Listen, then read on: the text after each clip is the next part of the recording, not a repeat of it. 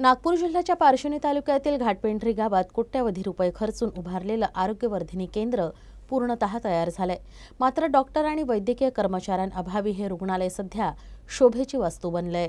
पारशिवनी पंचायत समिती अंतर्गत येणाऱ्या घाटपेंढरी गावात आयुष्मान भारत योजनेअंतर्गत राज्य सरकारतर्फे आरोग्यवर्धिनी केंद्र बांधण्यात आलं।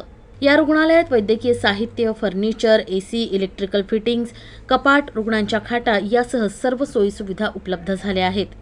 मात्र शासन आणि प्रशासनाच्या दुर्लक्षामुळे या रुग्णालयात अद्यापही डॉक्टर आणि वैद्यकीय कर्मचाऱ्यांची नियुक्ती करण्यात आलेली नाही।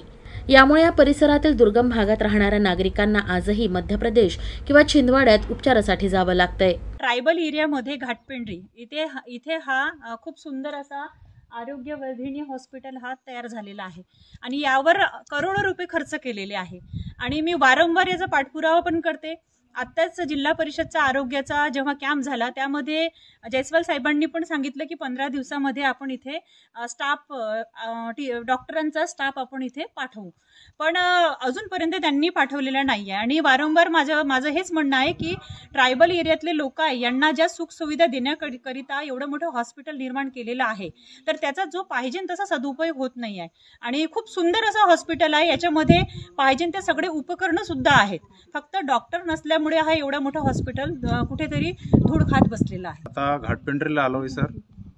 आता इथं हॉस्पिटल बघत आहोत। आता या हॉस्पिटल चालू असताना इथं 5-6 गावांना व्यवस्था होऊ शकते, परंतु इथं स्टाफच नाही सर डॉक्टर लोकांचं।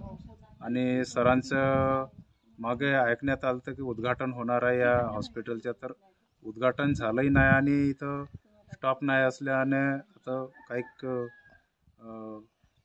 आरोग्य लोक इथं येत नाही सर।